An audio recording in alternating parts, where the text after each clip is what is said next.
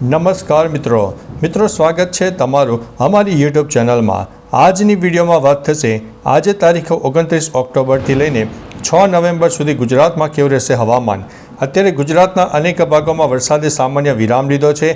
વાદળછાયું વાતાવરણ પણ કોઈ વિસ્તારમાંથી હટી ગયું છે, પરંતુ મિત્રો એમ ન માની લેતા, કારણ કે અરબી સમુદ્રમાં સર્જાયેલી સિસ્ટમ આગામી 3 દિવસ ગુજરાત ઉપર ભારે થઈ શકે છે। મહત્વનું છે કે બંગાળની ખાડીનું વાવાઝોડું પણ દક્ષિણ અને દક્ષિણ પૂર્વ ભારતના અનેક ભાગોને પ્રભાવિત કર્યું છે અને ભારેથી અતિભારે વરસાદ આપી રહ્યું છે, જેમાં 1 ઇંચથી લઈને 8 ઇંચ કરતાં પણ વધારે વરસાદ તટીય વિસ્તારોમાં જોવા મળી રહ્યો છે। હવે મિત્રો તારીખ પ્રમાણે વરસાદની વાત કરીએ તો આજે તારીખ 29 ઓક્ટોબર, તો આજે સૌરાષ્ટ્રના અનેક પંથક હોય, દક્ષિણ ગુજરાત અને મધ્ય ગુજરાતના અનેક વિસ્તારમાં છૂટોછવાયો વરસાદ, તો કોઈ જગ્યાએ મધ્યમથી વધુ વરસાદ પણ થઈ શકે છે। અને આ જે સિસ્ટમ છે આગામી 24 કલાકમાં વધુ મજબૂત બનશે, અને જો વધારે મજબૂત બને અને ગુજરાત ઉપર તે ત્રાટકે તો સૌરાષ્ટ્ર ઉપર સૌથી મોટો ખતરો માનવામાં આવી રહ્યો છે। એટલે સૌરાષ્ટ્રના મિત્રો થોડા સાવચેત રહેજો, એલર્ટ રહેજો, કારણ કે આ સિસ્ટમ અરબી સમુદ્રમાં વધુ ભેજ મળી રહ્યો છે અને મજબૂત પણ બની રહી છે। આગામી તારીખે મિત્રો 30 ઓક્ટોબરની વાત કરીએ તો તમે જોઈ શકો છો તે પ્રમાણે સૌરાષ્ટ્ર ઉપર આ સિસ્ટમે વધારે રૌદ્ર સ્વરૂપ બતાવશે અને દક્ષિણ ગુજરાત અને મધ્ય ગુજરાતના પણ અનેક ભાગોમાં મધ્યમ વરસાદ પણ થઈ શકે છે। મહત્વનું છે કે સૌરાષ્ટ્ર ઉપર આ સિસ્ટમનો ખતરો સૌથી વધારે છે અને સૌરાષ્ટ્રના દરિયાઈ પટ્ટી વિસ્તારમાં માછીમારોને આગામી 5 દિવસ દરિયો ન ખેડવા માટે અમારા ચેનલ વતી વિનંતી છે, કારણ કે તોફાની પવન સાથે તોફાની વરસાદ પણ જોવા મળશે, થંડરસ્ટોર્મ એક્ટિવિટી પણ જોવા મળશે। એટલે સૌરાષ્ટ્રને અત્યારે 1 નંબર ઉપર ગણીને ચાલવાનું રહેશે। ત્યારબાદ મિત્રો તારીખ 31 ઓક્ટોબરની વાત કરીએ તો 31 ઓક્ટોબરે તમે જોઈ શકો છો તે પ્રમાણે સમગ્ર સૌરાષ્ટ્રમાં એક સાર્વત્રિક વરસાદનો માહોલ સર્જાશે। કચ્છના પણ દક્ષિણી પટ્ટામાં વરસાદની શક્યતા, દક્ષિણ ગુજરાત અને મધ્ય ગુજરાતમાં પણ મધ્યમથી થોડો વધુ વરસાદ થઈ શકે છે। સૌરાષ્ટ્રના કોઈ વિસ્તારમાં તો 1 ઇંચથી લઈને 4 ઇંચ કરતાં પણ વધારે વરસાદ જોવા મળી શકે છે। એટલે મિત્રો આગામી હજુ પણ 5 થી 7 દિવસ ગુજરાત ઉપર ખતરો ગણીને ચાલવાનો રહેશે। 1 નવેમ્બરની વાત કરીએ તો 1 નવેમ્બરે સામાન્ય ક્લાઉડ ફોર્મેશન નબળું પડે, પરંતુ એકદમથી વરસાદ બંધ નહીં થાય, સાર્વત્રિક વરસાદનો માહોલ રહેશે। દક્ષિણ ગુજરાત સહિત સૌરાષ્ટ્રના દક્ષિણી પટ્ટા હોય, મધ્ય ગુજરાતનો પૂર્વ તરફનો વિસ્તાર હોય અને ઉત્તર ગુજરાતના પણ અનેક ભાગોમાં વાદળછાયું વાતાવરણ, તો કોઈ જગ્યાએ છૂટોછવાયો વરસાદ જોવા મળે। ત્યારબાદ મિત્રો તારીખ 2 નવેમ્બરની વાત કરીએ તો 2 નવેમ્બરે પણ સાર્વત્રિક વરસાદનો માહોલ રહેશે, પરંતુ જે વરસાદ છે એ વરસાદની તીવ્રતામાં સામાન્ય ઘટાડો થાય, એટલે સૌરાષ્ટ્ર ઉપર હજુ પણ લો ક્લાઉડ ફોર્મેશન આગામી 5 દિવસ જોવા મળી શકે છે। ત્યારબાદ મિત્રો તારીખ 3 નવેમ્બરની વાત કરીએ તો 3 નવેમ્બરે પણ એ જે ક્લાઉડ ફોર્મેશન છે થોડું નબળું પડે। ગુજરાતનો પૂર્વ તરફનો વિસ્તાર હોય, દક્ષિણ ગુજરાત હોય, ઉત્તર ગુજરાત સહિત રાજસ્થાનના પણ અનેક ભાગોમાં ક્લાઉડ ફોર્મેશન જોવા મળશે, છૂટાછવાયા વરસાદની શક્યતા રહેનારી છે।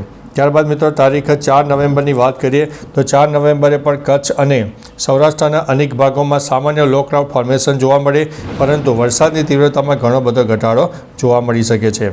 ત્યારબાદ મિત્રો તારીખ 5 નવેમ્બરની વાત કરીએ તો 5 નવેમ્બરે પણ ક્લાઉડ ફોર્મેશન ઘણું બધું તૂટી જશે અને એક ઠંડીનો માહોલ સર્જાશે અને ઉત્તર ભારતના ઉત્તરી પટ્ટામાં WD સક્રિય થતાં સામાન્ય શીતલહેર ગુજરાત સુધી જોવા મળી શકે છે। ત્યારબાદ મિત્રો તારીખ 6 નવેમ્બરની વાત કરીએ તો 6 નવેમ્બરે વાદળછાયું વાતાવરણ પણ હટી જાય, એક ઠંડીનો માહોલ સર્જાશે અને એક કાતિલ ઠંડીનો અહેસાસ પણ આપણને થવાનો છે। હવે મિત્રો એક ક્લાઉડ બેઝ ફોર્મેશન અને રેડ બેઝ હવે મિત્રો એક ક્લાઉડ બેઝ ફોર્મેશન સમજાવવાનો પ્રયત્ન જોવા મળશે આગામી દિવસોમાં વાતાવરણ કેવું રહી શકે છે। 29 ઓક્ટોબરે અરબી સમુદ્ર એક્ટિવ રહેશે, તેમાં ભયંકર તોફાની પવન સાથે વરસાદની શક્યતા છે, તેના લીધે થઈને સૌરાષ્ટ્રના અનેક ભાગો પ્રભાવિત થશે।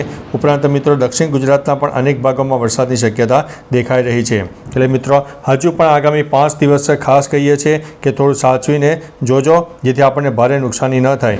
આગામી તારીખ 30 ઓક્ટોબરની વાત કરીએ તો આજે અરબી સમુદ્રની સિસ્ટમ છે એ સૌરાષ્ટ્રને આવરી લેશે, દક્ષિણ ગુજરાત સહિત સૌરાષ્ટ્રના અનેક ભાગોમાં જોરદાર વરસાદ થાય, જ્યારે મધ્ય ગુજરાત, ઉત્તર ગુજરાત અને કચ્છમાં છૂટાછવાયા વરસાદ, તો કોઈ જગ્યાએ લો ક્લાઉડ ફોર્મેશન વધારે સર્જાય તો મધ્યમથી થોડો વધુ વરસાદ થઈ શકે છે।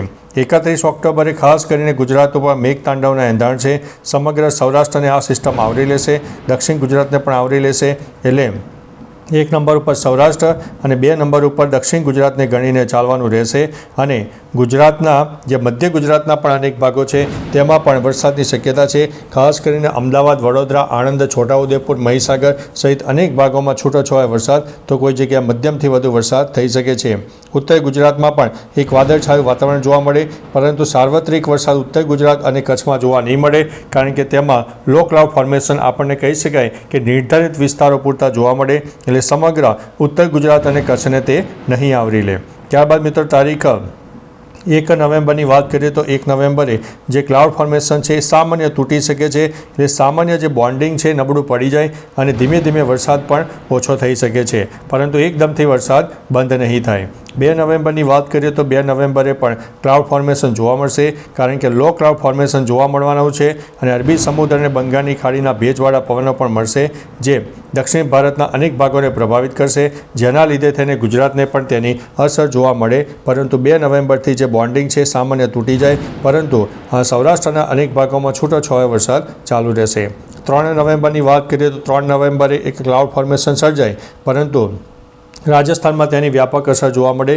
ઉત્તર ગુજરાત, મધ્ય ગુજરાત અને દક્ષિણ ગુજરાતમાં છાંટાછૂટી અથવા તો નાનકડા વરસાદી ઝાપટા પણ થઈ શકે છે. 4 નવેમ્બરની વાત કરીએ તો 4 નવેમ્બરે આ જે બોન્ડિંગ છે વધુ બધું તૂટતું જાય અને કચ્છ અને સૌરાષ્ટ્રમાં થોડો વરસાદ થઈ શકે છે, બાકી વ્યાપક વરસાદ અને સાર્વત્રિક વરસાદની શક્યતા ઓછી રહેલી છે. 5 નવેમ્બરની વાત કરીએ તો 5 નવેમ્બરે વાદળછાયું વાતાવરણ પણ હટી જશે. કહી શકાય કે રાજસ્થાનના અનેક ભાગોમાં વરસાદ જોવા મળશે, પરંતુ તે પણ છૂટોછવાયો વરસાદ.